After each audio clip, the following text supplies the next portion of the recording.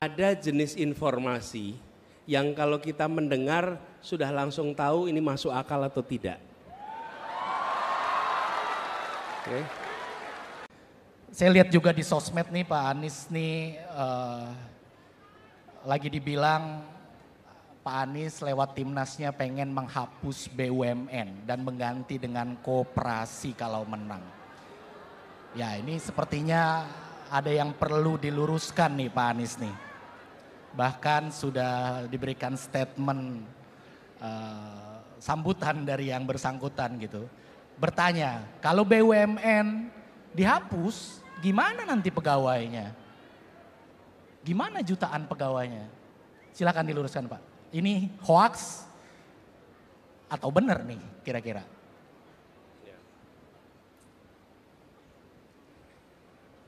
Jadi gini, ada jenis informasi yang kalau kita mendengar sudah langsung tahu ini masuk akal atau tidak. Oke. Nah, kalau ada jenis informasi yang kita dengar tidak masuk akal dan dikutip oleh yang memegang kewenangan, maka yang memegang kewenangan tidak sedang menggunakan akal sehat.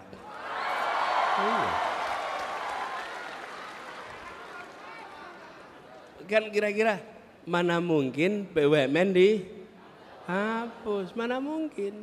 Jadi ketika kemudian itu malah Pak Menterinya yang ngomong, loh Pak Menterinya memang nggak berpikir kritis gitu.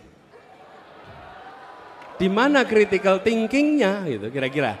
Ini sebelum ngomong soal substansinya ya. Jadi ketika mendengar informasi itu kita bisa nakar, oh ini masuk akal atau tidak gitu. Ini jelas tidak masuk akal. Nah, apa yang terjadi? Malah justru harus ditata ulang. Kelihatannya BUMN kita ini sudah banyak yang mengalami problem yang terlalu besar. Kita nggak usah bahas di sini problemnya.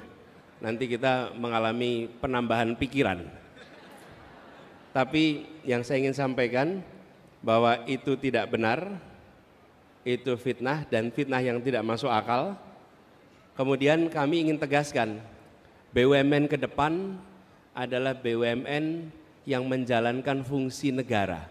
Negara itu punya dua tangan, satu namanya birokrasi, satu namanya korporasi.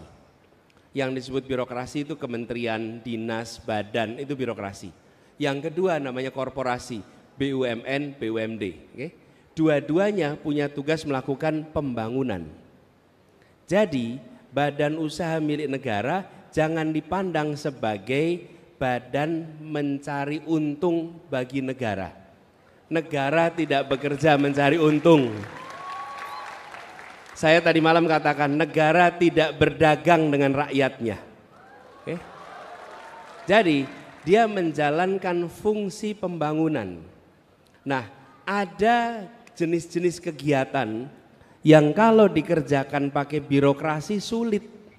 Lebih mudah bila dikerjakan lewat korporasi. Saya beri contoh, kami di Jakarta mengelola kendaraan umum. Bisa dikelola pakai dinas perhubungan, bisa. Tapi kalau pakai dinas perhubungan ada ketentuan regulasi yang rumit. Kalau belanja pencatatan aset rumit sekali, aset negara.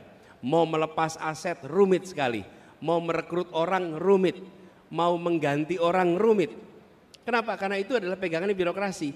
Tapi ketika ini jadi korporasi, PT, badan usaha milik negara, milik daerah, apa yang terjadi? Belanja mudah, membuat kontrak mudah, melakukan rekrutmen dan pemberhentian mudah, ada kelenturan korporasi. Nah ini yang diharapkan ke depan. Jadi kita negara mengandalkan pendapatan dari mana? Satu dari pajak, yang kedua dari pendapatan non pajak dari misalnya sumber daya alam dan lain-lain. Tetapi badan usaha milik negara bukan diarahkan untuk mencari keuntungan, tapi diarahkan untuk menjalankan fungsi pembangunan yang baik kalau punya untung, tapi bukan sebagai prioritas nomor satu. Gitu kira-kira. Baik.